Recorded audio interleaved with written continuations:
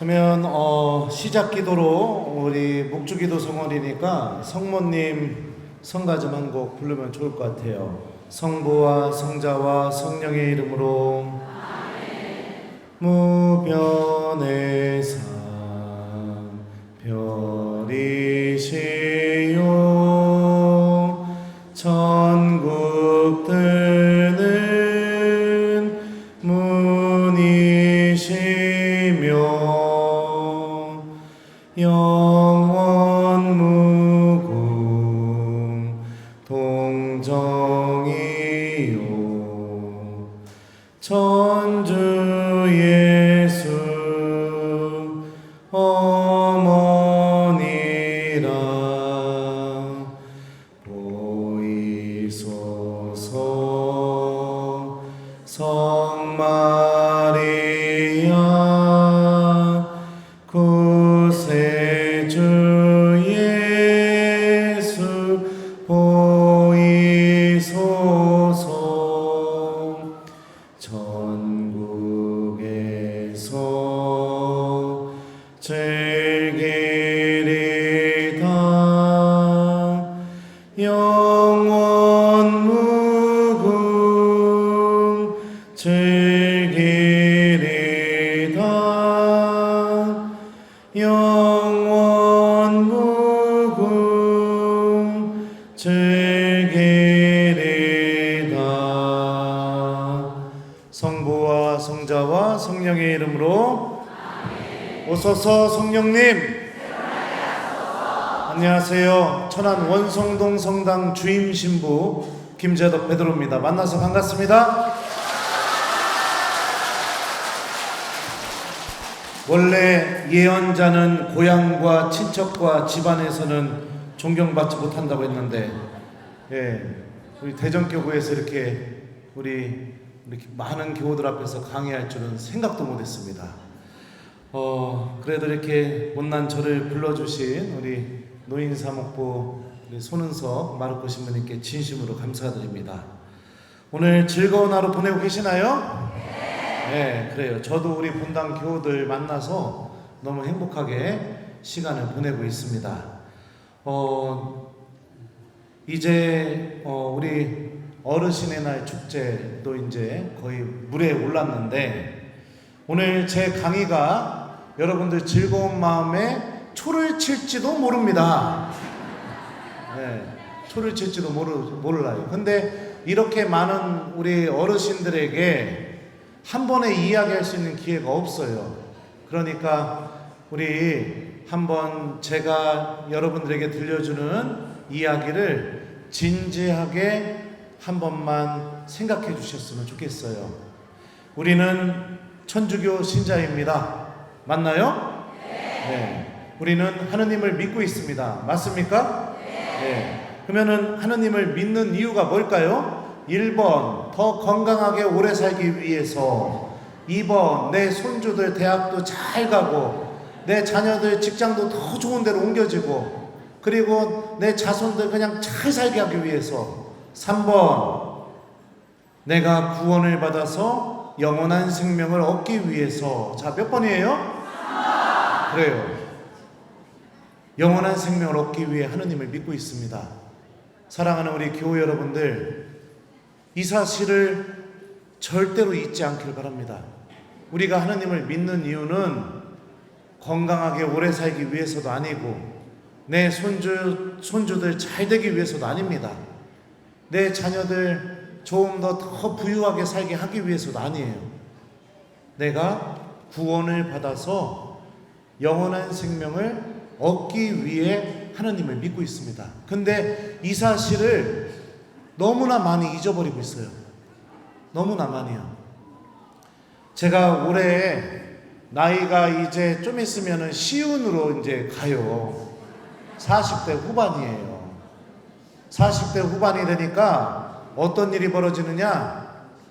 눈이 잘 안 보이기 시작해요. 환장한 것이요, 아주.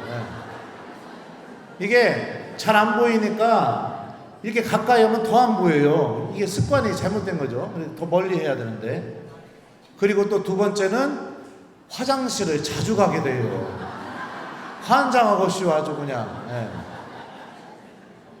늙어가고 있는 거죠. 그죠? 우리 어르신들 앞에서 제가 늙었다고 얘기하는 거 참 죄송합니다. 하지만 늙어가고 있는 거예요. 늙어가기 시작하게 되면 어떤 일이 벌어질까요? 눈도 잘 안 보여요. 귀도 잘 안 들려요. 걷는 것도 힘들어져요. 판단도 흐려져요. 그죠? 예. 하느님이 왜 우리에게 노년을 허락했을까요? 그냥 우리를 사랑한다면 젊고 싱싱하게 지내다가 어느 날 갑자기 그냥 꽥 하고 죽어버리면 되는데 왜 늙어감을 허락했을까요? 왜 노년을? 네, 맞아요. 하느님 나라 올 준비를 시작하여라 라고 알려주시는 거죠. 너 이제 나한테 돌아올 시간이 시작되었으니 하느님 나라 올 준비를 하거라. 나를 만날 준비를 하거라. 하느님이 알려주시는 거예요, 여러분들. 그런데 여러분들 하느님 나라, 하느님 만날 준비 어떻게 하고 계십니까? 진지하게 한번 내 모습에 대해서 생각해 보셨으면 좋겠습니다. 나는 어떤 모습으로 하느님을 만나게 될 건가?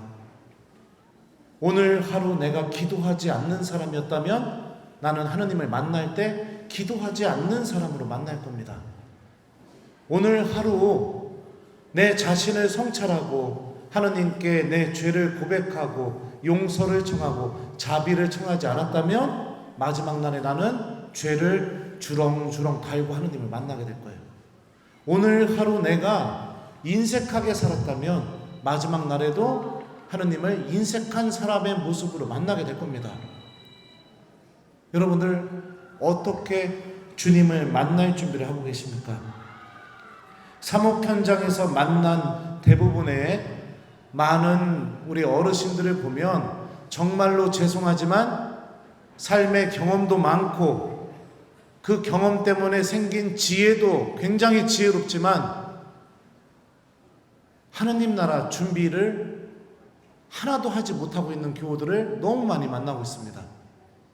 너무 아무것도 준비가 안 돼 있어요. 더 많이 사랑하라고 주님께서 시간을 주시는 겁니다. 더 많이 용서하라고. 지금까지 용서하지 못한 사람이 있으면 하느님께서 허락하신 그 시간 안에 용서하라고. 복음에 보면 그렇잖아요. 만 탈렌트 빚진 사람이 100데나리온 빚진 사람 붙잡고 감옥에 가두니까 어떻게 해요? 내가 너에게 자비를 베풀어줬는데 너는 고작 100달란트 100데나리온 빚진 사람 그걸 감옥에 가뒀냐고 왕이 벌을 하잖아요. 더 많이 베풀고 더 많이 나눠주고 더 많이 회개하라고 주님께서 시간을 주시는 거예요. 그런데 많은 교우들은 어떻게 생각하나요? 노년을? 미사에 나오는 가장 중요한 이유가 뭘까요? 다 같이 큰 소리로 따라합니다. 점심. 더 크게 점심. 점심 해결하려고 미사 나오는 교우들이 엄청나게 많아요. 점심 한 끼 해결하려고. 네. 교우들하고 만나서 점심. 우리 노인대학에서 가장 중요한 프로그램이 뭘까요? 네? 큰 소리로 따라합니다. 시작. 점심. 더 크게 점심. 점심 안 주면 노인대학이 안 돼요. 노인대학이 안 돼요. 왜 그럴까요? 내가 지금 준비가 안 돼 있다는 뜻이에요. 준비가 전혀 안 돼 있죠. 주님의 말씀을 듣고 내 삶을 되돌아보고 하나님께 용서 청하고 사랑을 실천하는 삶을 살기 시작해야 됩니다. 고해 성사 주다 보면 우리 어르신들 대부분 성사 이렇게 봐요. 어떻게 보시느냐? 신부님 성사 본 지 좀 됐슈. 얼마나 됐는데요? 지난 판공 때 봤슈. 아 그래요? 그러면 잘못한 거 얘기해 보시오. 그러면 뭐라고 하냐면 신부님 저는 묵주기도도 매일 하고 아침 기도 저녁 기도도 매일 하고 미사도 하루도 안 빠졌슈. 그래요. 그러면은 아이 근데 그거 말고요, 하나님한테 용서받고 싶은 것 좀 말해봐요 하면, 아유 이 나이 먹고 노인네가 무슨 죄를 졌겠슈. 그럼 여기 왜 들어왔슈? 표 나와서요. 그럼 제가 그럽니다. 아니 고해성사는 하나님께 용서를 청하는 거라고. 고백할 게 없으시면 표 그냥 놓고 다음에 하나님한테 고백하고 싶을 때 오셔라. 그러면은 뭐라고 말씀하신 줄 알아요? 아 진짜 그래도 돼요? 그냥 표 놓고 나가도 돼요? 예. 그러면은 엄청 기쁘게 나갑니다. 무엇을 잃어버린 걸까요? 성찰하는 마음. 성찰하는 마음. 내 자신을 들여다보면서 하느님께 잘못된 것이 무엇인지를 찾아내고 용서 청하고 하느님께 자비를 청할 줄 아는 마음, 이걸 잃어버린 거예요. 여러분들 판관계에 나오는 삼손 기억나세요? 삼손이 나지르인이었어요. 모태에서부터 하느님께 선택받은 사람이었습니다. 머리에 면도칼도 대서는 안 되고 포도주도 독주도 마셔서는 안 됐었어요. 근데 삼손이 그렇게 하느님께 선택받았음에도 불구하고 보세요. 여자 품에서 자기가 힘이 어디서 나오는지 다 얘기해가지고 어떻게 됩니까? 끌려가서 눈 뽑히고 감옥에 갇히게 되죠. 하느님께서 주신 부르심을 너무나 값지게 사용하지 않고 그냥 막대한 거죠. 주님이 나를 불러주셨다는 이 신비를. 그러다가 삼손이 마지막 순간에 그 필리스티아인들이 이런 건물 위에서 막 여기서 춤추고 놀고 막 이러고 있으니까 이 지하에서 내 손 좀 양쪽 기둥에다가 손을 대게 해달라고 하죠. 그리고 나서 어떡합니까? 삼손이 처음으로 회개하면서 하느님께 기도라는 걸 합니다. 기도. 제가 그 부분을 한번 읽어드릴게요. 잠깐만요. 네. 삼손이 주님께 부르짖었다. 주 하느님, 저를 기억해 주십시오. 이번 한 번만 저에게 다시 힘을 주십시오. 하느님, 이번 한 번으로 필리스티아인들에게 저의 두 눈에 대한 복수를 하게 해주십시오. 이렇게 되자 힘을 잃었던 삼손에게 어떤 일이 벌어지게 될까요? 힘이 다시 생기게 됩니다. 그리고 필리스티아인들이 있었던 건물을 무너뜨려요. 이게 무엇을 의미할까요? 회개하는 마음, 주님께 용서를 청하는 마음, 그리고 그 마음에서 터져나오는 단 한 번의 기도. 하느님은 절대로 외면하지 않고 사람이 뉘우치고 용서를 청하고 그 마음 속에서 터져나오는 그 기도의 열매를 반드시 맺어주신다는 거죠. 예수님 오른쪽에 있던 강도도 한번 생각해 봅시다. 그 사람이 무슨 죄를 저질렀는지 우리는 몰라요. 성경에서 얘기하지 않으니까. 그런데 죽기 직전에 어떻게 합니까? 예수님하고 같이 십자가에 매달려서 선생님의 나라에 들어갈 때 저를 기억해 주십시오. 뉘우치는 마음으로 하느님께, 예수님께 기도하게 되니까 예수님 뭐라고 하시죠? 너는 오늘 정녕 나와 함께 어디에 있는다고요? 낙원에 있을 것이다. 그러면서 천국으로 그를 데리고 가시죠. 여러분들의 삶은 어떤가요? 주님께 용서 청하는 삶입니까? 아니면 더 욕심부리고 더 원망하고 더 나밖에 모르고, 그래서 조금만 불편하거나 내가 무시당하면은 끊임없이 내 입에서 험담과 비난이 그냥 쏟아져서 멈출 줄을 모르고, 공짜는 또 무진장 좋아하고 그냥 뭐 얻어내기만 하고 계속 나의 노년을 탐욕으로, 용서하지 못하는 마음으로 하느님께 용서 청하는 법을 잃어버린 상태로 원망으로 그냥 계속해서 내 노년을 채우고 있는 거 아닌가요? 하느님은 늙어감을 통해서 우리에게 알려주고 계시는데, 너 나를 만날 준비를 하거라. 더 많이 기도하고, 더 많이 뉘우치고, 더 많이 용서하고, 더 많이 나누고, 나와 함께 살 수 있는 준비를 하거라. 우리에게 이렇게 시간을 허락하고 있는데요. 하느님 나라가 어떤 곳일까요? 제가 우리 아이들에게 천국에 대해서 저는 이렇게 가르쳐요. 사랑하는 우리 주일학교 친구들, 천국은 영원히 묵주기도 하는 곳입니다. 영원히 십자가 얘기를 하는 곳입니다. 영원히 성체조배하는 곳입니다. 영원히 신부님 교리 듣는 곳입니다. 영원히 미사 드리는 곳입니다. 그랬더니 애들 중에 한 놈이 이러는 거예요. 에이! 이러는 거예요. 제가 우리 아이들한테 이야기한 이 하느님 나라의 공통점이 뭘까요? 아이들한테 얘기했던 이 비유의 공통점, 묵주기도, 미사, 십자가의 길, 성체조배, 이게 뭐죠? 하느님과 함께하는 시간. 실제로 바오로 사도는 테살로니가 1서에서 하느님 나라에 대해서 이렇게 말합니다. 명령의 외침과 대천사의 목소리와 하느님의 나팔 소리가 울리면 주님께서 친히 하늘에서 내려오실 것입니다.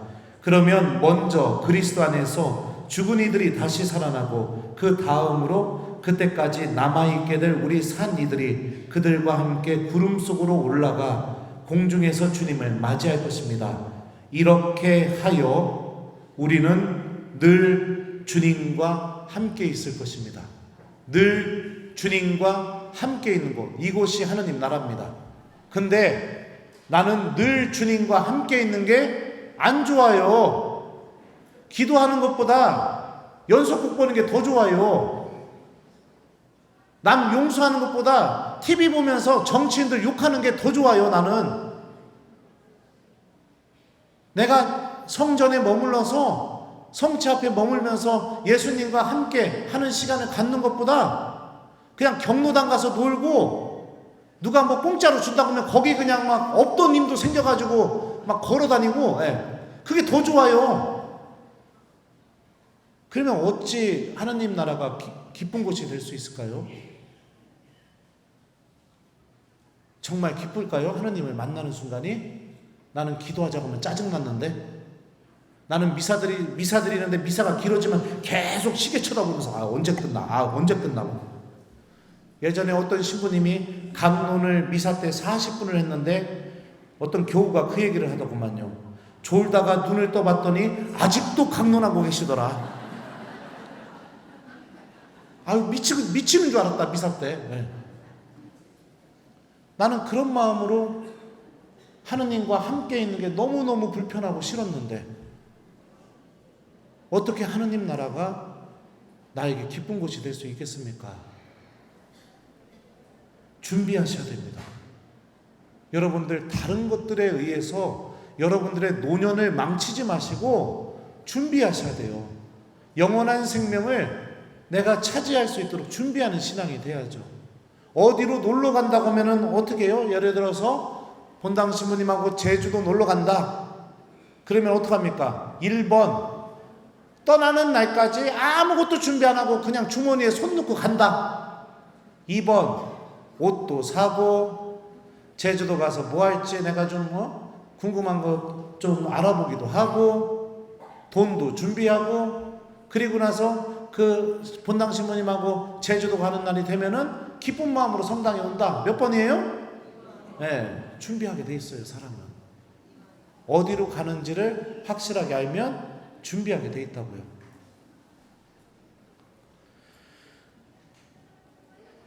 사랑하는 우리 교회 여러분들, 이제부터 어떻게 내 노년을 보내야 될지 여러분들에게 말씀을 좀 드리고 싶습니다. 그러니까 정신 바짝 차리고 들어요. 왠지 알아요? 잘 듣고 실천하시면 여러분들 천국 가서도 편안할 겁니다. 그러니까 오늘 개 탄 줄 알아요. 아유, 그래, 고마워요. 하느님께서 탈출기에 보면 이스라엘과 처음으로 계약을 맺으실 때 이렇게 말씀하셨어요. 이제 너희가 내 말을 듣고 내 계약을 지키면 너희는 모든 민족들 가운데에서 나의 소유가 될 것이다. 온 세상이 나의 것이다. 그러면 너희는 나에게 사제들의 나라가 되고 거룩한 민족이 될 것이다. 하느님의 소유가 되는 길이 무엇인지를 알려줬습니다. 그게 뭐냐? 너희가 내 말을 듣고 내 계약을 지킨다면. 자, 이 부분을 이 히브리어 성경을 직역하면 이렇게 번역이 돼요. 이제 너희가 진심으로 내 말을 듣고 내 계약을 지키면, 이렇게 됩니다. 그러니까 뭐예요? 듣고 실천하는 삶. 주님의 말씀을 듣고 실천하는 삶. 이제 하셔야 됩니다. 여러분들 이제 시작하셔야 돼요. 미사 때 들은 하나님 말씀 듣고 실천하셔야 돼요. 기억하고 실천하셔야 돼요. 그러지 않으면 여러분들 하나님과 깊은 관계를 맺을 수가 없습니다. 너희가 내 말을 듣고 내 계약을 지키면 너희는 나의 소유가 될 것이다. 하나님 이렇게 말씀하셨죠. 실제로 예수님께서 세례자 요한에게 세례를 받으신 다음에 처음으로 하셨던 말씀이 뭐냐? 회개하여라, 하늘나라가 가까이 왔다. 이렇게 말씀하셔요. 근데 회개하다라는 이 그리스 말도 어원적으로 보면 어떤 것과 함께를 의미하는 전치사와 생각하다를 의미하는 동사가 합쳐져서 만들어졌어요. 그러니까 회개의 시작이 뭐냐? 내가 어떤 것과 함께 생각하기 시작할 때 회개가 일어나는 거예요. 그러면 무엇과 함께 생각할 때 회개가 일어나게 될까요? 당연히 하느님의 말씀이죠. 주님 말씀과 함께 내가 생각하기 시작할 때 회개가 일어나게 됩니다. 변화가 일어나게 돼요. 나의 노년이 하느님의 은총을 담아내는 그릇으로 바뀌게 될 겁니다.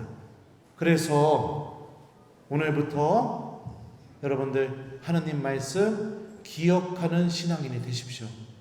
기억하고 그 말씀을 실천하려고 하세요. 다른 거 쫓아다니지 말고. 예전 본당에 제가 봉송체를 나가니까 자매님 한 분이 제가 볼 때는 다리가 멀쩡한 것 같은데 못 걷는다고 그래가지고서 이제 봉송체를 계속 나가시오. 나갔는데 어느 날 봉송체를 나갔다가 거리에서 만난 거예요. 그래서 자매님 못 걷는다며 여기 웬일이오 했더니 아이고 경로당에 무슨 일이 있다고 해서 거기 놀러 가요 오신 분이 그러니. 하느님 말씀을 듣기 위해서는 꿈쩍도 안 해요. 그런데 눈에 뭔가 막 현란하고 누가 뭐 준다고 하면은 아픈 다리도 힘이 생겨서 막 걷게 돼요. 이게 도대체 얼마나 불행한 모습입니까? 미사에 올 마음은 없고 누가 공짜로 뭐 준다고 하면 거기 갈 마음은 있고. 여러분들 이제 그렇게 사시면 안 돼요. 안 돼요. 나중에 천국문 앞에서 눈물 뚝뚝 흘리면서 혼인잔치 비유 기억나요? 5 처녀는 뭐를 준비했어요? 기름을 준비했고 미련한 5 처녀는 뭐를 준비했어요? 아무것도 준비 안 했죠. 그리고 나서 신랑이 오니까 누구만 천국에 들어가게 됩니까? 기름을 준비했던 5 처녀만. 그리고 나서 기름 준비하지 않은 나머지 5 처녀들이 문 두드리면서 주인님 문 좀 열어주십시오 하니까 주인이 뭐라고 해요? 나는 너희를 알지 못한다.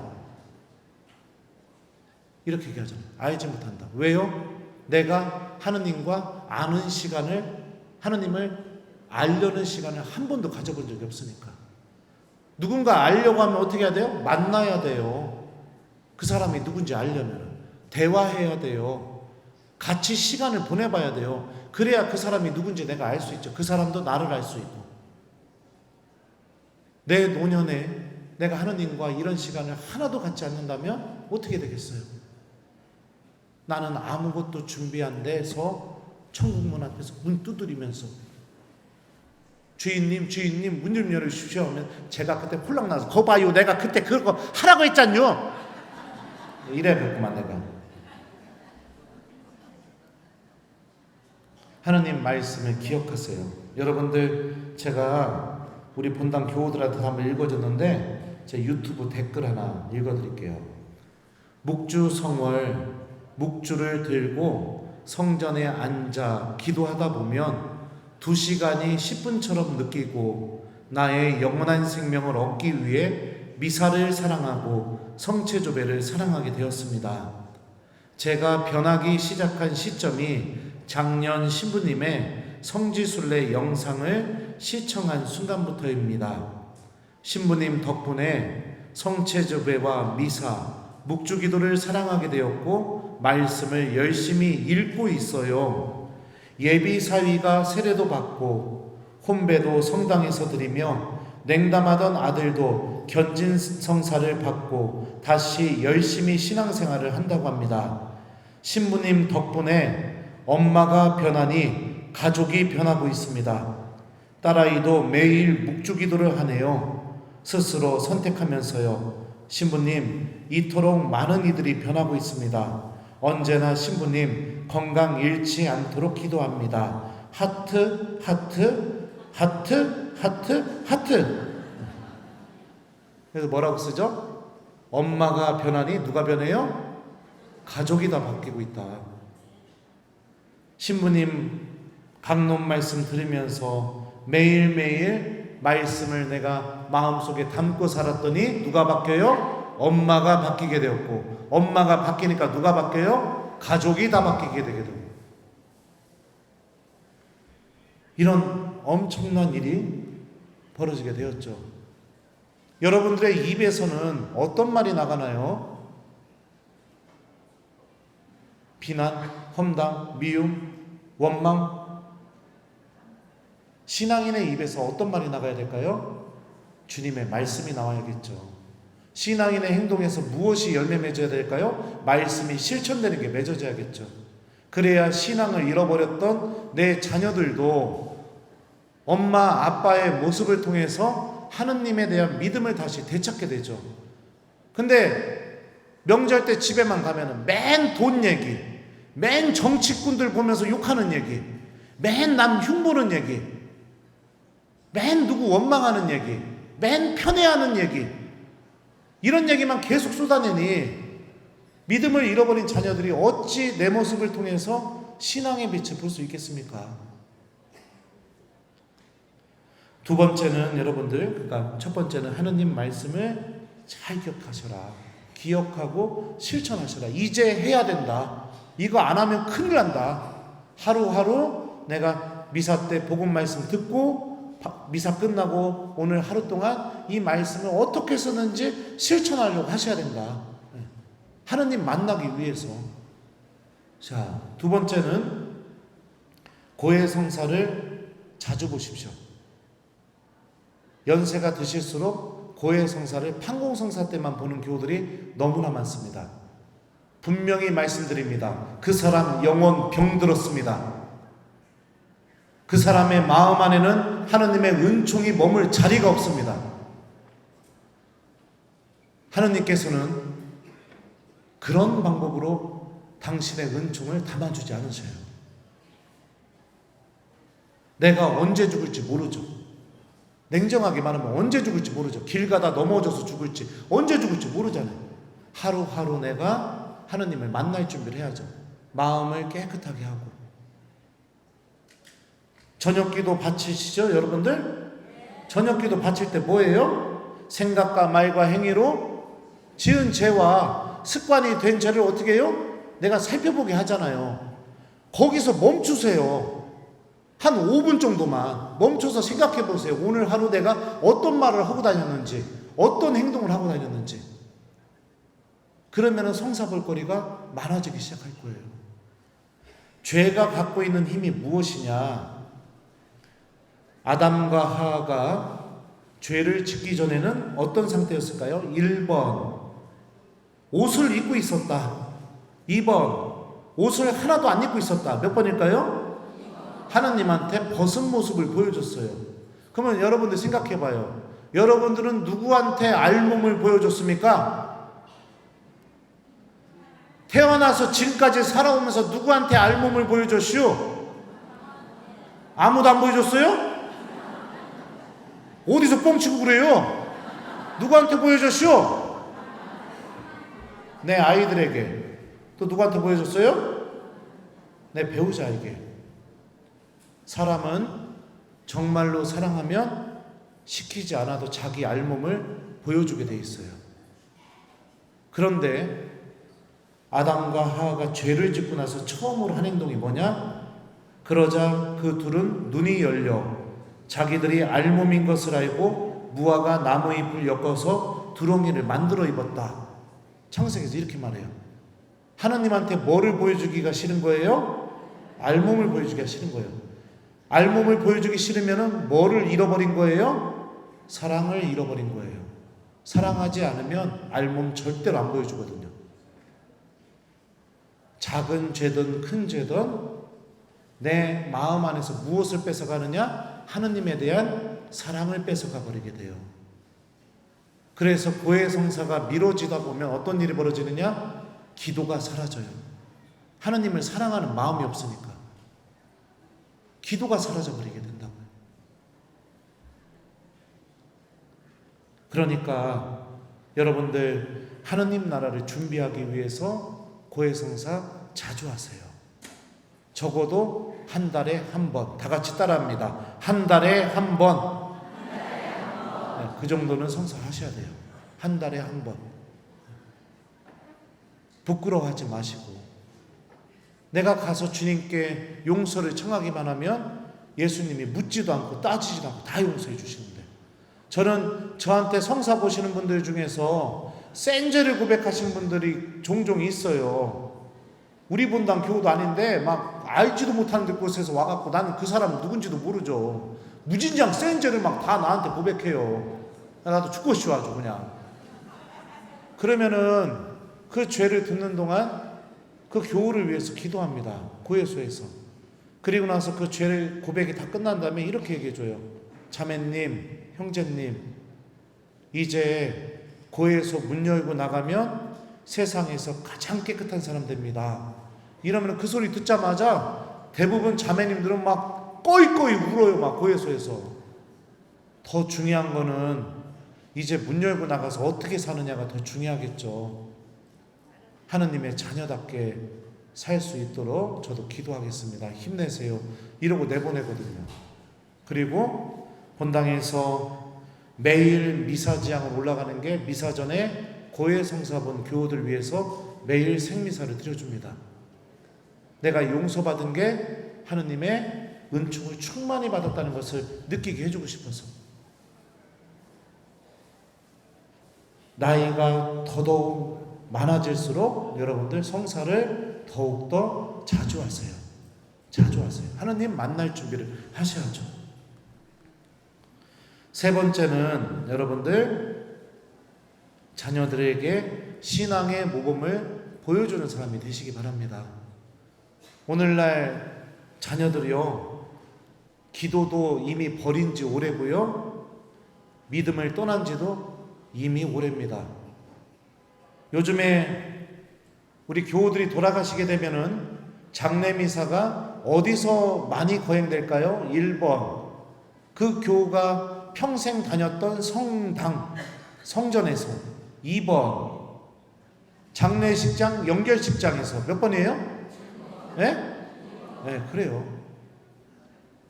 그러니까 부모가 돌아가시면 자녀가 제일 뭐부터 생각할까요? 화장터부터 생각해요. 제일 먼저. 전화하는 것도 제일 먼저 어디 전화해요? 화장터를 전화해요. 그 화장 시간부터 먼저 정해놓고 그리고 나서 나머지 장례 일정이 진행이 돼버리게 되는 거예요. 내 부모가 평생 걸어다니면서 다녔던 그 성전에서 마지막으로 미사 드리면서 본당 교우들 다 오게 해서 축복받고 하느님 나라 가게 안 해줘요. 자녀들이 안 해준다고요. 제가 우리 교우들 또 전에 있던 본당도 그렇고 장례를 맞이하게 됐을 때 빈소 가서, 저는 장례미사 전에 가급적이면 꼭 장례미사 전에 빈소 가서 연도를 해주려고 합니다. 연도를 하러 가면은 진짜 별의별 일을 다 경험하게 됩니다. 한 번은 연도 끝나고 나서 우리 위령 회장님이 신부님 유가족들 고해성사 좀 주세요. 그래갖고 그래요. 어디서 줄까요? 하고서 이제 여기 유가족 쉬는 방에서 주면 되겠네요 하고 문을 확 열었더니 아들들이 전부 다 누워가지고 게임하고 있는 거예요. 휴대폰으로. 자기 엄마 죽었는데 신부님은 자기 엄마 위해서 밖에서 목 터져라 연도하고 있는데 아들들은 게임하고 있다니까요. 엎드려서.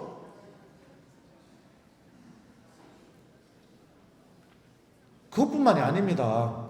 한 번은 밤 늦게 위령 회장한테 전화가 왔어요.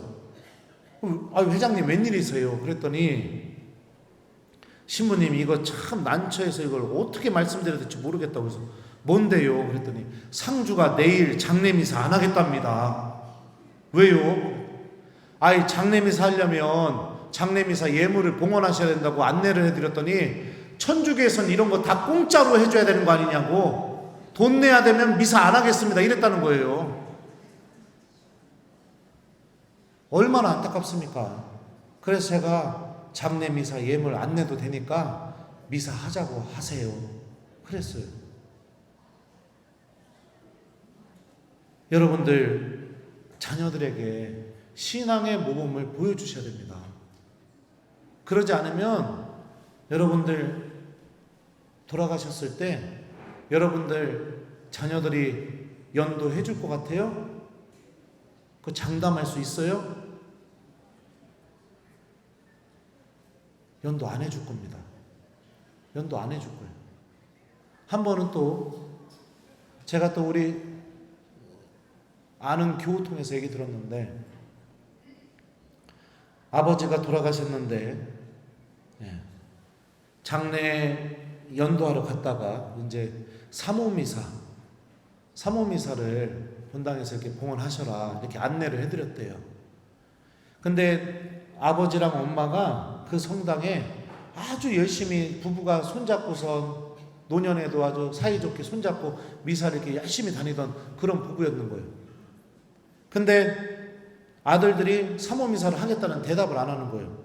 그래가지고 그 교우가 어머니에게 사모미사 하고 싶지 않냐고, 그럴 때 하고 싶다고. 그러니까 그 옆에서 큰아들이 그러더래요. 제가 직장도 가야 되고 바빠서. 근데 장례 기간 중에 누가 직장을 가요? 사모까지는. 핑계대는구나 이렇게 생각해서 그 교우가 이랬답니다. 자매님 사모미사 드리고 싶으면 제가 자매님 댁으로 가서 자매님 모시고 성당으로 갈게요. 그래갖고 그 자매님이 알았다고 가겠다고 이랬는데 다음날 상주한테 전화가 왔답니다. 어머니도 입병 나셨고 저도 바쁘고 그래서 사모미사 그냥 저희는 못 간다고, 그냥 미사만 드려주세요 이러는 거예요. 아니 자녀들이 와서 기도를 해야지 아빠를 위해서. 이런 일들이 벌어집니다 여러분들. 한 번은 제가 아버지가 돌아가시게 되어서, 제 아버지 말고요, 제 아버지 살아계세요. 중환자실에 막 열심히 가면서 같이 가는 봉사자한테 빨리 가족들한테 연락해라, 그리고 다 중환자실 앞에 대기하고 있어라. 그래갖고 봉사자가 전화를 했어요. 전화를 했더니 뭐라고 하냐면 방금 전까지 중환자실에 있다 나왔다. 지금 병원 앞에 식당이다. 밥이 나와서 못 간다. 밥 먹어야 된다. 그래가지고 결국에 중환자실에는 저랑 그 봉사자만 둘이 들어가서 임종 전대사 주고 병자성사하고 그리고 나왔어요.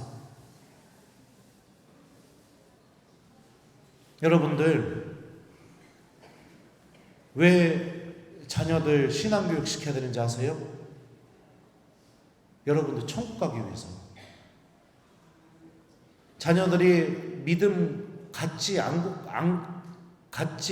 있는 것에 대해서 심각하게 생각하십시오. 여러분들 장례미사가 드려질지 안 드려질지도 몰라요. 연도는 기대도 하지 마세요. 내 아들, 딸들이 울면서 연도 부르는 거. 믿음을 잃어버렸다면 그래요. 그럼 무엇에만 관심이 있을까요? 여러분들이 남겨놓은 집, 돈, 땅, 그거에만 관심이 있어요.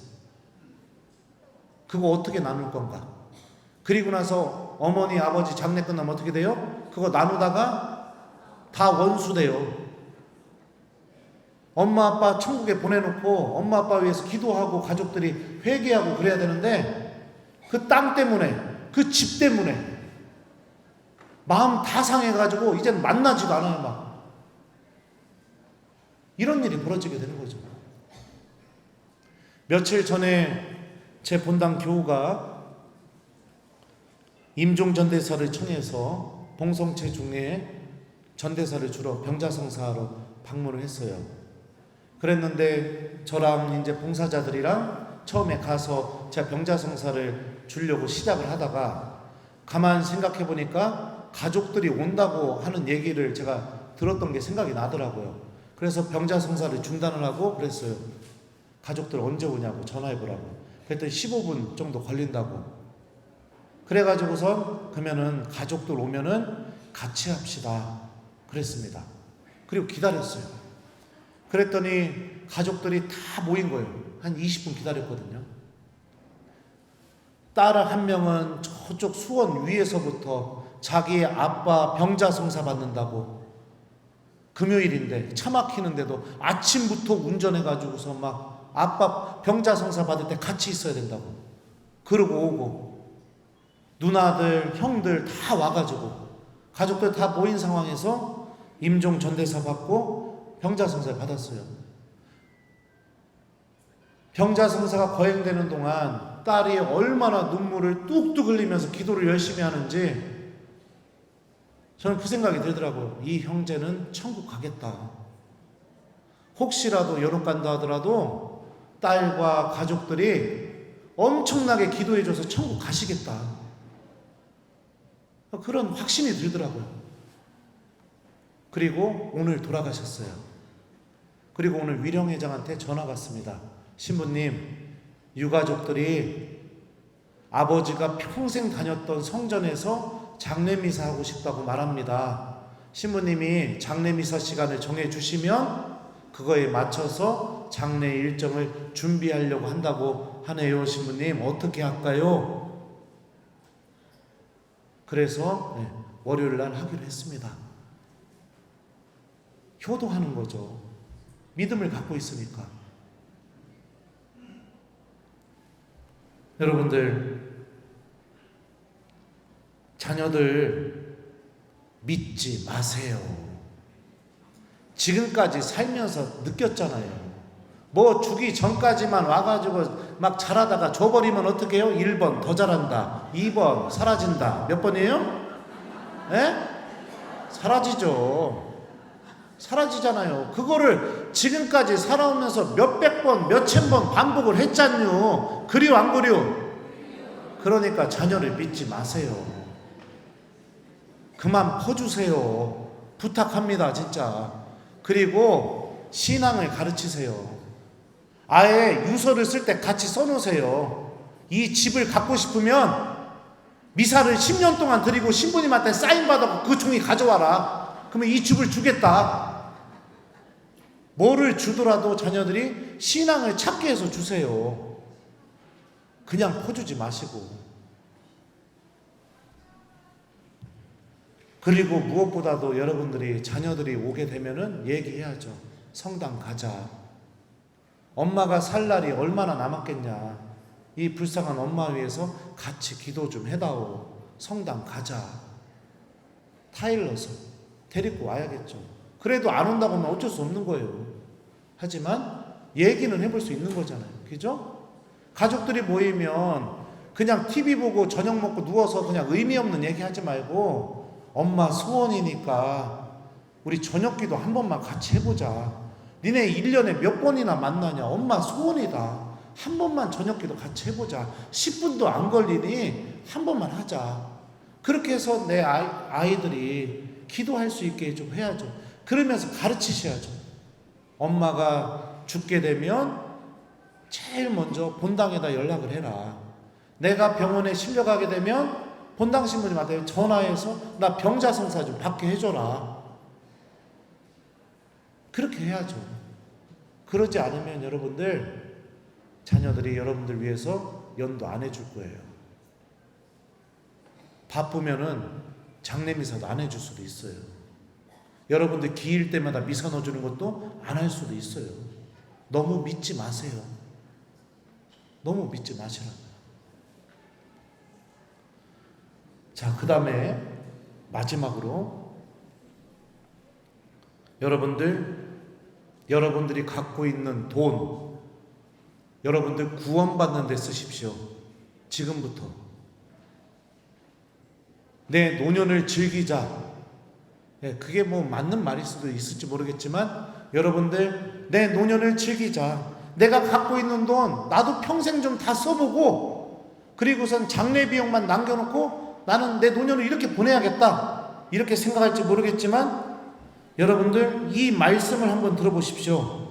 그때의 임금이 자기 오른쪽에 있는 이들에게 말할 것이다. 내 아버지께 복을 받은 이들아, 와서 세상 창조 때부터 너희를 위하여 준비된 나라를 차지하여라. 너희는 내가 굶주렸을 때 먹을 것을 주었고, 내가 목말랐을 때 마실 것을 주었으며, 내가 나그네였을 때 따뜻이 맞아들였다. 또 내가 헐벗었을 때 입을 것을 주었고, 내가 병들었을 때 돌보아 주었으며, 내가 감옥에 있을 때 찾아주었다. 그러면 의인들이 이렇게 말할 것이다. 주님, 저희가 언제 주님께서 굶주리신 것을 보고 먹을 것을 드렸고, 목마르신 것을 보고 마실 것을 드렸습니까? 언제 주님께서 나그네 되신 것을 보고 따뜻이 맞아드렸고, 헐벗으신 것을 보고 입을 것을 드렸습니까? 언제 주님께서 병드시거나 감옥에 계신 것을 보고 찾아가 뵈었습니까? 그러면 임금이 대답할 것이다. 내가 진실로 너희에게 말한다. 너희가 내 형제들인 이 가장 작은 이들 가운데 한 사람에게 해준 것이 바로 나에게 해준 것이다. 내 노년을 즐기자. 내가 갖고 있는 거 다 쓰고 장례 비용만 남겨놓고 나도 좀 여기저기 돌아다니고 해외도 다녀보고 다 하자. 자, 이 생각이 1번 마태복음에서 이야기하는 최후의 심판, 내가 하느님을 만나게 되었을 때 하느님이 나를 심판하실 이 기준에 내가 주님의 양으로, 주님의 자녀로, 의인으로 하느님을 만나게 해준다. 2번 만나지 못하게 해줄 것 같다. 몇 번이에요? 몇 번이에요? 꿀 드셨슈? 꿀 먹은 벙어리다. 구원받는 데 쓰십시오. 더 나눠주시고 더 베푸시고. 여러분들 하느님 믿고 계시라면 여러분들 갖고 있는 재산, 돈 구원받는 데 쓰세요. 그러지 않으면 여러분들 이 말씀으로 우리 모두가 심판받을 거예요. 저도 심판받을 거예요. 여러분들도 심판받을 것이고. 근데 내가 죽기 전까지 내가 갖고 있는 돈 나만을 위해서 다 쓰고, 그러다가 죽어서 하느님 만나게 되면 어떻게 될까요? 너는 내가 굶주렸을 때 먹을 것을 주지 않았고, 내가 헐벗었을 때 입을 것을 주지 않았으며, 이 다음에 나오는 이야기의 주인공이 되지 않을까요? 심각하게 생각하십시오. 그래서 갖고 있는 돈으로 베풀어 주시고 나눠 주시고, 그러면서 다 쓰고 그냥 장례 비용만 남겨놓고 딱 하느님을 만날 준비를 하면 됩니다. 놀러 다니고 여러분들 막 해외도 나가고, 물론 그런 거 하지 말라는 거 아니에요. 하지만 내가 베풀 줄도 아는 사람이 돼야 된다는 거죠. 그래야 하느님을 만나게 될 때, 난 그래도 예수님이 그래, 너는 그래도 내가 굶주렸을 때 먹을 것도 줬구나, 내가 헐벗었을 때 입을 것도 줬구나, 이렇게 나를 말씀하시면서 맞이해 줄 수 있는 거 아닙니까? 사랑하는 우리 교우 여러분들, 노년은 하느님 나라를 준비하는 시기입니다. 하느님 나라를 준비하는 시기입니다. 잊지 않길 바랍니다. 바오로 사도가 고린토 1서에서 이렇게 말씀하셨어요. 우리가 현세만을 위하여 그리스도께 희망을 걸고 있다면 우리는 모든 인간 가운데서 가장 불쌍한 사람일 것입니다. 기도하는 이유도 현세를 위해서, 미사를 봉헌하는 이유도 현세를 위해서, 내가 갖고 있는 재산도 현세를 위해서, 모든 게 다 현세를 위해서, 건강, 손주, 자녀, 이것만을 위해서 내가 그렇게 하느님을 믿고 있다면 바오로 사도가 뭐라고 했어요? 가장 불쌍한 사람. 다 같이 따라합니다. 시작. 가장 불쌍한 사람이 되는 거예요. 그래서 예수님이 이런 말씀도 있죠. 사람이 온 세상을 얻고도 제 목숨을 잃으면 무슨 소용이 있겠느냐. 사람이 제 목숨을 무엇과 바꿀 수 있겠느냐. 온 세상을 얻으려고 하느님을 믿지 마시고 영원한 생명을 얻기 위해 하느님을 믿으십시오. 하느님을 정말로 믿고 계시다면 주님의 말씀을 듣고 실천하시고 기도하는 삶을 사시고 고해성사를 사랑하시고 자녀들에게 신앙의 모범을 보여주시고 내가 갖고 있는 재산을 나 구원받는데 사용하시기 바랍니다. 자녀들 중에 그래도 성당 열심히 다니는 자녀들 있죠? 있시오 없시오? 있으면 바로 걔한테 유서를 주세요. 통장도 걔한테 줘요. 네. 그리고서 시켜요. 내가 죽으면 이렇게 해달라고. 신앙을 갖고 있으니까 해줄 거예요. 눈물 뚝뚝 흘리면서 기도도 해줄 거예요. 네.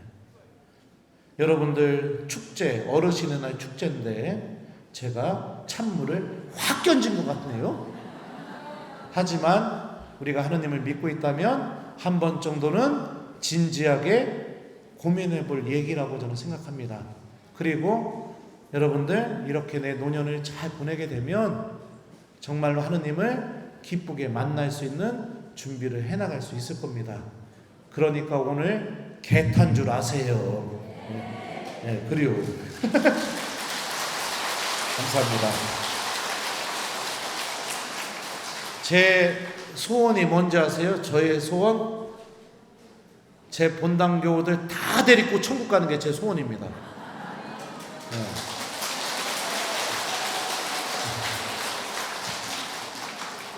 그래서 저희 본당 교우들은 미사도 사랑하고 성체조배도 사랑하고 하느님 말씀도 사랑하는 거를 지금 3년째 하고 있어요. 네.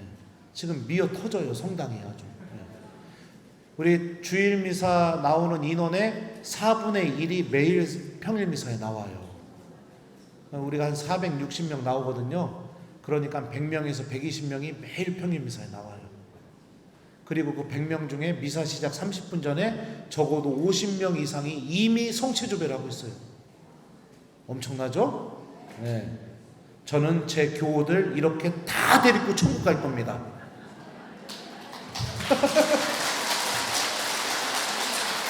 그래요. 사랑하는 우리 교우 여러분들, 하느님을 소유한 자가 모든 것을 얻은 것입니다. 그러니까 하느님을 얻으려고 살아가는 신앙인이 되셨으면 좋겠어요. 우리 노년을 열심히 살아서 천국에서 다시 만납시다. 네, 그러면은 마침 기도하겠습니다. 성부와 성자와 성령의 이름으로 아멘. 주님께서 여러분과 함께 전능하신 천주 성부와 성자와 성령께서는 여기 있는 저희 모두에게 강복하소서. 아멘. 주님을 찬미합시다. 주님 감사합니다. 성부와 성자와 성령의 이름으로 아멘. 부족한 강의 들어주셔서 감사합니다.